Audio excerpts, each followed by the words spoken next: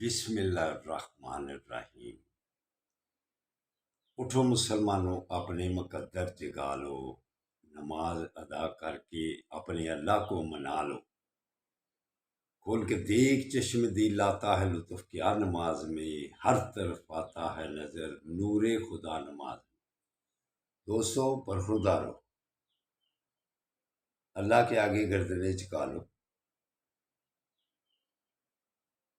اللہ پھر آپ پر راضی ہو جائے گا۔ 5 وقت کی نماز تکبیر اولیٰ کے ساتھ ادا کیا کرو برخوردار، نوافل کی زیادتی کرو۔ جو نوافل کم پڑھتے ہیں اور احتیاط کرتے ہیں سنتوں میں اور نوافل میں، اور دوستوں برخوردارو، بزرگان دین نے ہمیں نوافل کی کثرت عطا فرمائی ہوئی ہے کہ فرائض میں کوئی کمی بیشی جب ہو جاتی ہے تو وہ نوافل پورے کر دیتے ہیں۔ وہ کمی بیشی نوافلوں سے سنتوں سے پوری ہو جاتی ہیں۔ جو سنتیں اور نوافل چھوڑ دیتے ہیں وہ کیا ہمدردی کرتے ہیں اپنے ساتھ؟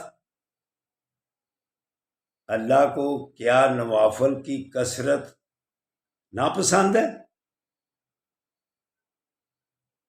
تو برخوردارو، سنتیں بھی باقاعدگی سے پڑھا کرو۔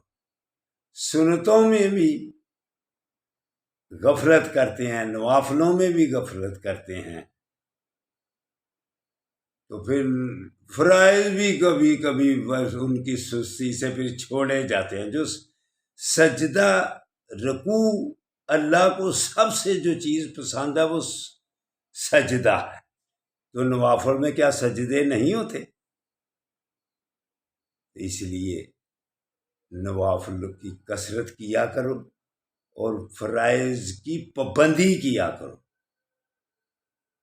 اس کے بعد یا قابض ہو، اللہ کے ناموں کا ورد کیا کرو، پھر آپ کے مخالف آپ کے تابع رہیں گے، مخالفین آپ پر روب ڈالنے سے پیچھے رہیں گے، دبے رہیں گے۔ یا قابضوں کا ورد کیا کرو، پھر آپ مخالفین سے گھبرانا چھوڑ دیں گے۔ تو دوستو برخوردارو، ویسے بھی آقا صلی اللہ علیہ وآلہ وسلم ارشاد فرمایا کہ صلح جوہی سے رہا کرو، پیارے محبت سے رہا کرو۔ اگر صحت کا راز بھی ڈھونڈنا ہے تو پھر پیار و محبت، اپنی طبیعتوں میں نرمی پیدا کرو، سختیوں سے پیچھے رہو، پھر صحت اور تندرستی رہے گی۔ تو اگر سختی کرنی ہے تو پھر اصل مخالفین کون ہیں؟ ہمارے یہودو، جن کو اللہ تعالیٰ ارشاد فرما دیتا ہے قرآن پاک میں کہ وہ تمہارے دوست ہو سکتے ہیں۔ اگر سختی کرنی ہے تو اسرائیل پر کرو۔